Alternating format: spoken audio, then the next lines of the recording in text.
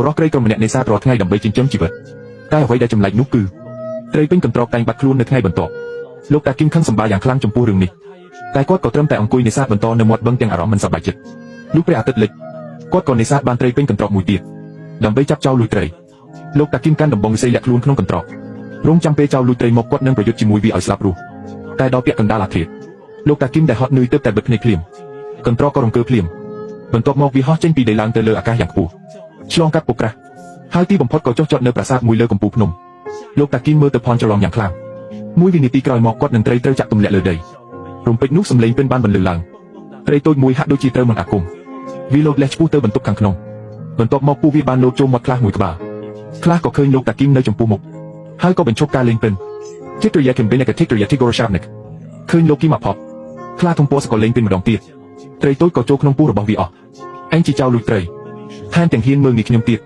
លោកគីមក៏យកដំបងវិស័យមកប្រយុទ្ធជាមួយវាខ្ញុំនៅតែត្រូវពឹងផ្អែកលើត្រីទាំងនេះដើម្បីរស់នៅឯងថែមទាំងស៊ីនៅមុខខ្ញុំទៀតទោះឯងជាគ្រូធ្មប់ក៏ជាមនុស្សអាក្រក់ដែរខ្លះធំពោះនិយាយថាអ្នកកុំអន្ទះសារ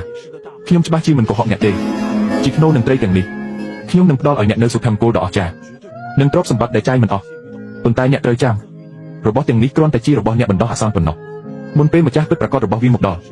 អ្នកអាចរីករាយជាមួយវាបានតាមចិត្តអ្វីជាចំណុចខ្វះខាតរបស់ខ្ញុំតើខ្ញុំគួរធ្វើនៅពេលល្ងាចរាងកាយរបស់វាលុះលោកគីមបាក់ភ្នែកខ្លួនគាត់បានស្ថិតនៅក្នុងបន្ទប់ដ៏ប្រណិតមួយសម្លៀកបំពាក់ចាស់របស់គាត់ក៏បានคล้ายជាសូត្រហូរប្រេហាវមិនត្រឹមតែក្នុងទូខោអាវពោពេញដោយសូត្រទេផ្ទះស្បូវក៏បានคล้ายជាវិឡាដ៏ធំលុយមាសក្នុងផ្ទះក៏ច្រើនចាយមិនអស់មួយជីវិតចាប់ពីពេលនោះមកលោកគីមបានរស់នៅយ៉ាងសុខស្រួលមួយថ្ងៃមានតែស្រាលអងហូបឆ្ងាញ់ហូបចុកផឹកស៊ីពេលឆ្អែតហើយគាត់ក៏គេងលក់យ៉ាងស្រួលលើគ្រែរស់នៅដូចជាទេវតាសម្បូរសប្បាយគ្មានការព្រួយបារម្ភពេលនេះគាត់បានបន្សល់ទុកនៅពាក្យថាគោលបំណងប្រាថ្នាខ្លាចជាការពិតដូច្នេះនៅពេលក្រោយគាត់នឹងមានលុយកាក់ពេញផ្ទះនិងខ្លាចជាអ្នកមានប៉ុន្តែលោកគីមក៏មានរឿងក្នុងចិត្តដែររាល់យប់គាត់តែងតែយកសប្តិអាក្រក់ដដែល